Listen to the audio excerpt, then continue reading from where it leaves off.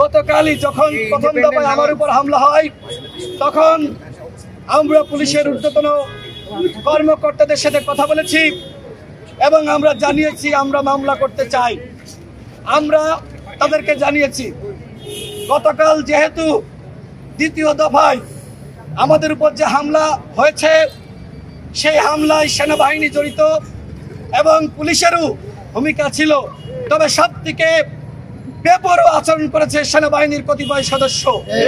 সুতরাং তাদেরকে সেনা আইনে ব্যবস্থা নিতে হবে, লুকিয়ে লুকিয়ে ব্যবস্থা নিলে হবে না।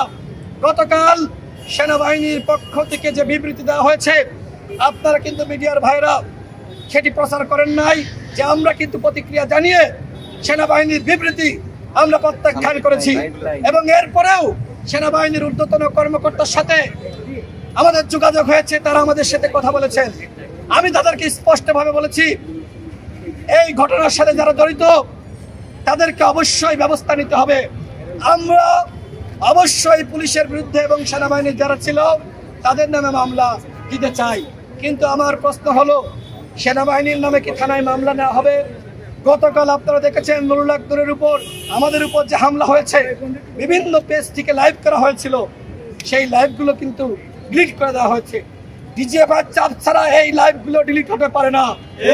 আওয়ামী লীগের সময় ডিজিএফআই যেভাবে আয়না ঘর বানিয়েছে, ডিজিএফআই যেভাবে গুম করেছে, যেভাবে নিশিরাতের নির্বাচন করেছে, ডিজিএফআই সদস্যরা যদি মনে করে এখন ডক্টর মোহাম্মদ ইউনূসের আমলে এই গণঅভ্যুত্থানের পরও তারা একই স্টাইলে কাজ করবে, আমরা সেটি মানব না।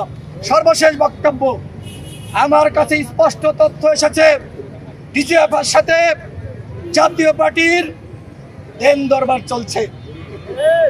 জাতীয় পার্টিকে ডিজিএফআই আগামীতে বিরোধী দল বানাতে চায়। এই জন্য এই ডিজিএফআই গতকাল সেনাবাহিনীর মাধ্যমে জিএম কাদেরকে প্রোটেকশন দিয়েছে। জিএম কাদেরকে বলতে চাই পিঠের চামড়া থাকবে না। তুমি যদি ডিজিএফআইর ইন্ধনে আবারও রাজপথে নামো, তুমি যদি নির্বাচন করার চেষ্টা করো, জনগণ কিন্তু দাঁত ভাঙা জবাব দিবে। ডিজিএফআই বলেন, এনএসআই বলেন, ডিএসপি বলেন, গোয়েন্দা সংস্থা, আপনাদের খেলার দিন শেষ, এখন জনগণ খেলবে। আগামীতে আবার সুষ্ঠু নিরপেক্ষ নির্বাচন হবে, নির্বাচন নিয়ে তাল বাহানা চলবে না। আমরা লক্ষ্য করছি ডিজিএফআই তাল বাহানা করে জাতীয় পার্টিকে বিরোধী দল বানানোর চক্রান্ত করছে। এই চক্রান্ত জনগণ রুখে দিবে। আমি আবারও বলছি, যারা এই হামলায় জড়িত তাদের বিরুদ্ধে সেনাবাহিনীকে ব্যবস্থা নিতে হবে। ডিএমপি কমিশনার আমাকে ইতিমধ্যে জানিয়েছে যে পুলিশের যারা জড়িত তাদের বিরুদ্ধে তারা ব্যবস্থা নেবে। আমি আবারও বলি, আমাদের উপর কিন্তু সেনাবাহিনী হামলা চালিয়েছে, পুলিশ বাহিনী হামলা চালিয়েছে। লাল শার্ট পরিহিত যে ব্যক্তি, সে সম্রাটের উপর হামলা করেছে, নুরুল আকবরের উপর নয়। নুরুল আকবরের উপর সেনাবাহিনীর কতিপয় দুষ্কৃতিকারী তারা হামলা চালিয়েছে।